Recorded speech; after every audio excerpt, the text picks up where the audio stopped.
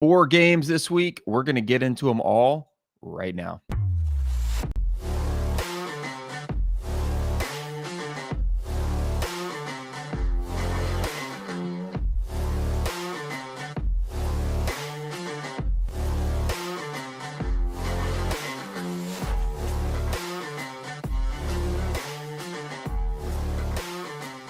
It's great to be in the SEC. Kentucky at Georgia. Texas goes to the Swamp.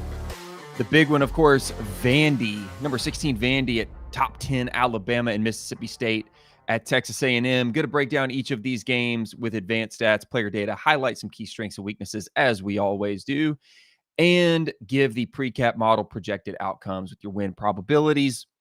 Stick around through the show, and if you are digging these insights, please smash that like and subscribe button for more SEC exclusive analysis each and every single week. Let's get right into the matchups here. First game of the day. Now, this is not a big slate, right? Really have 4 or 5 games. I'm covering 4 of them. It's not a loaded weekend like we've seen this season so far, right? Week 5, huge week. Week 4, pretty decent. Week 1 obviously was huge, but we are into SEC on SEC matchups now. And back preseason in week 1, I said that by week 6, that's when you would really start to see things separate. So half the league's on a bye week this week. But this is where you're going to start to see certain teams pull away and other teams fall behind. And we have that in this first matchup. Let me switch on over and I'll pull up the pre-cap model, kind of give you the rundown here real quick. So Kentucky at 2-2 is going to head to Athens. They're facing a top 15 Georgia team who is now sitting at 3-1. That is following, of course, the loss at home to the Crimson Tide. But this is still a very good Georgia offense. This is a prolific offense, I would say, averaging about 442 yards per game, 34.5 points per game. Now, I don't always like taking the averages there, but it is what it is. They've been consistently very good, right? Fueled by a very strong ground game, averaging about 213.5 rushing yards. That's good for 27th in the country. Meanwhile, this is a Kentucky offense that is, well, we'll just say they're far less potent, right? 347 yards per game. That's 99th in the country. And Georgia is going to feed the running backs. They have no reason not to. This is a snap back, assert your will kind of game for the Georgia Bulldogs. Behind that dominant offensive line, especially. Now, Kentucky's offense, they're led by Cutter Boley. He's managed only 400 passing yards on the season, 2 touchdowns, 2 interceptions. So facing Georgia's defense is going to be a huge step up in competition for these guys. Now, defensively, Georgia's very stout against the run. They've only allowed 91.3 rushing yards per game. It's 21st in the country. But it's the pass defense for Georgia that has been a little shaky. And this is where you saw Alabama carve them up, right? Kentucky's defense has struggled to 396 total yards per game, including about 250 through the air, 147 on the ground. This is back half of the league, not the SEC, but FBS. Georgia is excellent in discipline. They're excellent in clock management. Only 36.5 penalty yards per game. And typically winning the time of possession battle. So Kentucky simply can't afford any mistakes or turnovers against a team like UGA. Georgia dominates this series 64-12-2 all time, winning 15 straight. Kentucky's last win in this series was at Georgia back in 2009. Now, this is a game that a lot of people are going to point to and say, well, Kentucky's played Georgia pretty tight the last couple times, and that's true. They have. Kentucky has inexplicably played Georgia very close with that style of football they play. This is not going to be one of those games, in my opinion. This is not going to be one of those close games. Georgia's size and depth in the trenches is going to wear down Kentucky. That rushing attack versus Kentucky's run defense and Georgia's size on the offensive line versus Kentucky's defensive line is a huge mismatch. Kentucky's offense simply is not going to be able to match speed with Georgia's secondary. Vegas had this game opening around a 20, 21-point favorite. Our model is always going to be a little bit more conservative. Again, we look more at probability here, not point margin. But our matchup model is giving Georgia about a 73% chance to win the game. Both FPI and my model pretty bullish. We're expecting similar outcomes here. Georgia's going to cover or should cover comfortably. I say, at least as far as what my model has. My model has Georgia as a touchdown favorite. I think they're going to win by much more than that. I don't know how much Kentucky's going to be able to score, honestly. Like, if Kentucky can sniff 10 points, I think that's being really optimistic for them. Georgia rolls. History and numbers favor the Bulldogs here. In short, I'm looking for Georgia to win big. Guys, if you like this analysis, don't forget to like and subscribe for all of these previews and recaps each and every week. I am live here on a Thursday morning on YouTube. Normally like to get these out on Wednesday, so they have plenty of time to work their way into the system and make their rounds. That way I can clip these individuals, but getting at it a little later in the week, no problem. We just keep rolling through them all. Shorter episode today, just not as many games to cover. Let's go on to what I think, man, preseason had such potential to be an awesome one that has had a lot of the air taken out of it. That's number 9 Texas going to Florida. Texas is 5-0. They're coming off a bye week, as is Florida. But Florida obviously struggling at 2-2. Texas's defense is the real story here. They are one of the top 5, definitely top 10 in the nation in total defense, just a couple hundred yards a game allowed. Second in scoring defense, very stingy rush defense, and a very, very good secondary. This is going to be one of the best defenses we've seen. Definitely one of the best defenses Florida will have faced this season. Florida going through an absolute gauntlet right now. And that offense has been anemic, to say the least. 328 yards per game. That's 115th nationally. Just 22 points per game. That's not going to win you much in the SEC. DJ Lagway only has 5 touchdowns, 6 interceptions. Texas's front 7 is going to absolutely feast on Florida's 123 yards of rushing offense per game. Depending on how Lagway puts it through the air, that decision making, we might see another 2 interception game here. On the flip side of that, Texas's offense, very solid. Now, they've had some struggles, but Arch Manning has started to come on. They always do it against weaker competition. Sorry, let me get my cat here. Driving me crazy this morning. But we said that we wanted to see Arch and that Florida team do it against SEC competition, against quality competition. Well, here's the chance. You're going to the Swamp. That's a very talented Florida roster with what we see on paper is a very good defense, right? And that defense passes the eye test as well.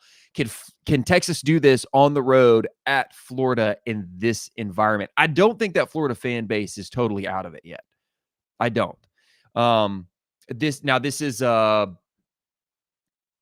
I think this is an afternoon game, right? So it's not like a night environment in the Swamp, which can be a huge momentum boost for the home crowd there. This isn't that type of environment, but this is still a Florida fan base that I think will get up for this game or should get up for this game. Now, after the clock hits zeros in the fourth, could be a different story. Now, let's talk a few more key stat edges there. Third down and turnovers are huge edges for Texas. Florida's converting on only 30% of third downs. That's near last in the FBS.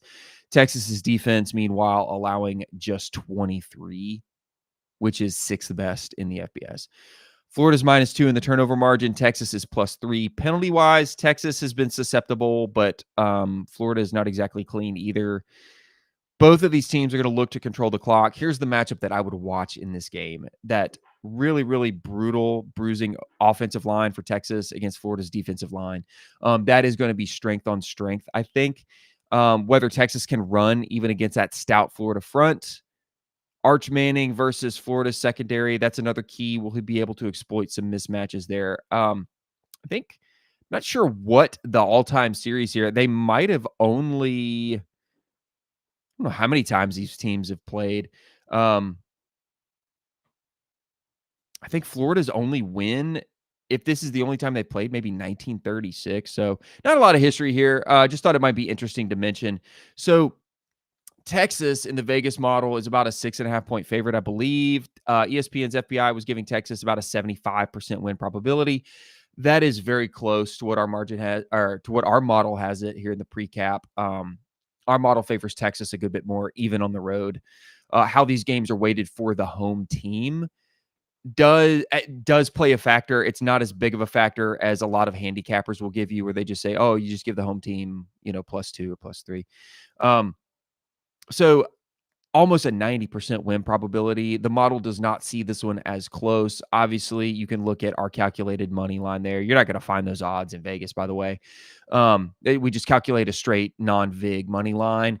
And then the projected margin, obviously Texas winning by 8.5. So I would take Texas to probably cover there in the swamp, assuming that offense doesn't sputter like we've seen it do. Texas covering, this could be something like Texas 34, Florida 10. Florida offense is at the bottom of the SEC. Texas is a top 10 defense. Don't just take our word for it, though. See for yourself. We think Texas is going to win by multiple scores. That's 2 down. We got a couple more to go, and we're actually going to skip the big one. I'm going to skip to the night game. Texas A&M, Mississippi State. This is the night game. Number 6, Texas A&M, I believe. A lot of national championship college football playoff hype currently surrounding Texas A&M. They are also no, they're not coming off a bye. They just had Auburn this past week. But this is going to be the Saturday night, like the 6:30 kick. Mississippi State 4-1 after losing at home in overtime to the Tennessee Volunteers. Going to Kyle Field, Texas A&M. Aggies are 4-0. A&M's offense, very explosive, very efficient. Marcel Reed is exactly what you would want. Throwing for over 1,000 yards, 9 touchdowns. Their running back, Moss, rolling with 370 yards. A&M averaging 35, almost 39 points per game. That's top 40 in the FBS. Mississippi State's offense is no slouch either, and you saw that on a pretty good Tennessee defense there at home. 430 yards per game, 38 points. That's 21st in the country. Very potent, very, very potent rushing attack led by Fluff Bothwell. He's got 405 yards, 6 touchdowns on the season. Now, what I like for Texas A&M at home here is the defense. It's a solid defense. I think they've worked on some of their run fits from early on in the season. Their overall defense is very good. They only gave up 10 to Auburn. Now, that's a bad Auburn offense. Mississippi State should have a much better offense. Kind of coming to test the Aggies. But the Aggies' rush defense is stout. They're only allowing 117 yards per game. That's 42nd in the country. They will be tested by that top 30, top 35 rushing attack from Mississippi State. Mississippi State's defense allowing 300 yards per game, 170 average pass, 135 average run. A&M can move the ball. I think this edge is going to go to A&M's pretty balanced offensive attack. Turnovers could be the story here, I think. A&M is +3. They are perfect in the red zone this season, whereas Mississippi State has been the nation's best turnover. They are +6 in turnover margin. That is huge. Scores on 95.2% of red zone trips. Both of these teams can rack up some penalties, so sloppy penalties on either side could hurt. You saw that with Mississippi State in the Tennessee game, right? Well, not necessarily sloppy penalties, but Tennessee had a couple of really bad special teams plays, muff punts. Mississippi State able to capitalize on short fields there, just using the ground game. But Tennessee forcing some turnovers with their pass rush. One with the pass rush on a scoop and score, sack, fumble, scoop and score, and another forcing Blake Shapen to make a bad decision, leading to a pick 6. So both teams, are susceptible to this. I think Aggies take a little bit better care of the ball. This is a pretty even series, 9-9 all time. A&M has won the last 2. But I think last year State had a late lead. Of course, it was all offense for the Bulldogs last year. They had no defense to speak of, so they were just trying to put up points on people and hang on for dear life. They are far more balanced this year. I like this to be a really good game. I mean, guys, if you look at our model here, which I know many of you probably have been, you're going to see Mississippi State as the favorite in the pre-cap on the road at the Aggies. So let's get into it. What are the matchups, right? It's A&M's offensive line versus Mississippi State's defense. That's been a pretty good secondary for Mississippi State. Aggies want to get the running game going early, and Blake Shapen versus that A&M secondary is going to be another duel. 8 touchdowns, 3 INTs for Shapen. Penalties, turnovers, probably going to be the difference in this ball game. A&M, I think, open around a 14.5-point favorite. ESPN's FPI is very bullish on A&M.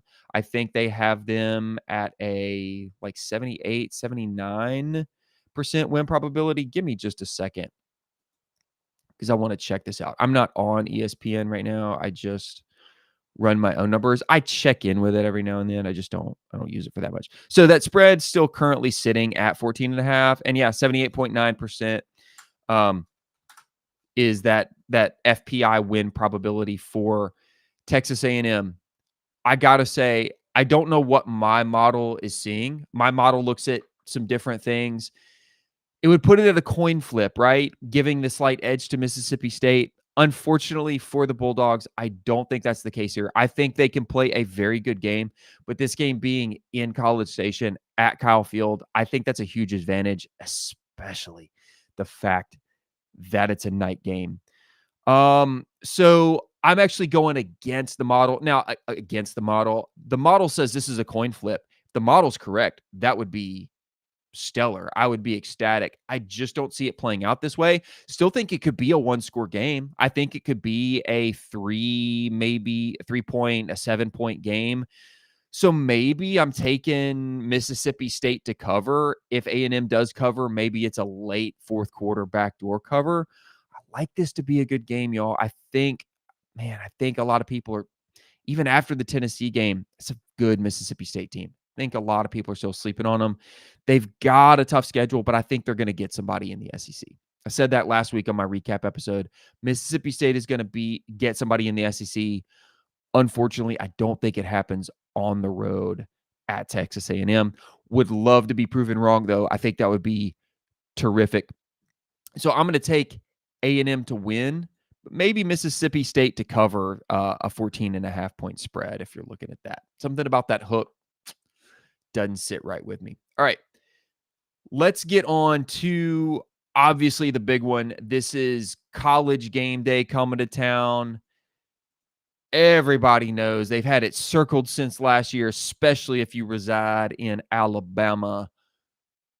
Number 16, Vanderbilt, coming to number 10, Alabama. Vanderbilt obviously pulling the huge upset last year in Nashville. This is it. This is the one everybody's talking about. And some really, really intriguing, obviously, the storylines, but just some key edges. I'll tell you what my model has been seeing all year. I'm going to give everybody, if you're watching on YouTube, time to digest the graphic. And the same thing happened last week with Alabama, Georgia, right? Alabama, huge favorite on the road at Georgia. That was not the consensus view. Consensus view was dogs big at home. Kirby Smart ends the regular season losing streak against Alabama. Well, this week, we got another big-time road favorite from the pre-cap model. Vanderbilt. Pre-cap likes Vanderbilt, 77.5% win probability on the road in Tuscaloosa. Do I agree? Let's dive in and find out. This is the matchup, guys. Last year, Vanderbilt stunned I don't know if Alabama was number one. I don't know that they were number one. It was a top 10, I think, Alabama team, 40-35 in Nashville. This year, Vanderbilt, undefeated and explosive on offense. Vanderbilt has the highest weighted and unweighted EPA in the SEC offensively. Want to see what that looks like? I'll share it for you here. Here is Vanderbilt. This is non-opponent adjusted. Look at Vanderbilt. They are the boundary, right? They have been scoring on everybody, not just scoring. They've been running up the score on everybody. Here's opponent weighted. That takes strength of opponent into consideration. I've talked about this before. I'm not going to get into the calculation. That's not what this episode is for. But how I do opponent weights and adjustments. Look at it. It's far and away they are lighting up everyone. Now, offensively, different story. They are allowing some points. They allowed Utah State last year, obviously, to hang 35 or last week, excuse me, on them in Nashville. So Vandy is susceptible to being scored on. It's not like they're shutting people out, but nobody is really stopping them yet. So let's talk about that. Let me go back here. Nobody is stopping them yet. Vanderbilt's offense leads the nation in scoring. Or they're one of the top teams. They're like fourth in the FBS. 49 points per game is what they're averaging. 14th in total offense, almost 500 yards per game. Diego Pavia obviously on fire. 1,200 yards, 13 touchdowns. He leads the team in rushing yards, almost 302 touchdowns on the season. They've got an array of playmakers. So people say it all year. This is a very different Vanderbilt team. You have to take this team seriously. You don't sleepwalk through a game like this. Alabama, guess what? Also piling up yards. 443 yards per game, 38 points per game, lightning fast passing attack. Ty Simpson gets the ball out fast. Very accurate, very on target. He's slinging 11 touchdowns. Crimson Tide, they're going to try to exploit their strength. That's the pass against Vanderbilt's very average secondary. And this is the matchup, y'all. This is the matchup. For everything else I'm going to go through and cover here, Vanderbilt's secondary is not good. They're not good. And this is where I really pull away and deviate from the model. Vanderbilt has not faced a passing attack like what they are going to see in Alabama. They just haven't. They have also not seen a defense like they are going to see when they go to Tuscaloosa and face the Crimson Tide. Defensively, Alabama's strength is that pass rush in their secondary. Vandy runs the ball very well. So Alabama's rush defense is going to have to step up. What Vandy is going to do is exactly what they did last year. It's going to be the same game plan, mark my words. Dink and dunk, long drives, trying to convert short third downs, fourth downs if they have to, because they're going to have to, I think. And they're going to try to keep the ball out of Alabama's hands. If they have to string together a 9-minute drive, it's exactly what they're going to try to do. Third down conversions are high on both sides here. Alabama converts at better than a 53% rate. Vandy is explosive at 60.9%. Turnover margin is huge for both. Alabama is +7, Vanderbilt's +5. Penalty-wise, Vanderbilt tends to hurt itself. 71 yards per game on average. That's 116th in the country. Alabama doing a little bit better, about 50 penalty yards per game. I bet they'll play a little bit cleaner at home. It's funny how that always works. In the red zone, Vandy scores on better than 96% of their trips. And Alabama's defense gives up scores a little too often in the red zone. This sets up a shootout scenario similar to what we saw in 24. Can Vanderbilt repeat that high-scoring success against Bama? Again, I'm taking the opposite side of my model for those of you kind of just paying attention here. Alabama dominates historically, right? Bama doesn't lose to Vanderbilt. That was part of the storyline. Vanderbilt's upset last fall was the first Vandy win in how many years was it? You know the Tide wants revenge. They want revenge. Matchup notes. Vandy's quarterback and offensive line versus Alabama's pass rush. Vanderbilt's very talented wide receiver, Stowers, against Alabama's secondary. Bama's Ty Simpson versus Vandy's secondary. Special teams. Last year, Vandy had a block punt. If Vanderbilt can jump on Alabama early, as they did last year, get an early lead where you kind of stunning people, you take some wind out of the stadium, it could be tight. But, man, Alabama's at home. They're ranked. They just came off a huge road upset of the Georgia Bulldogs.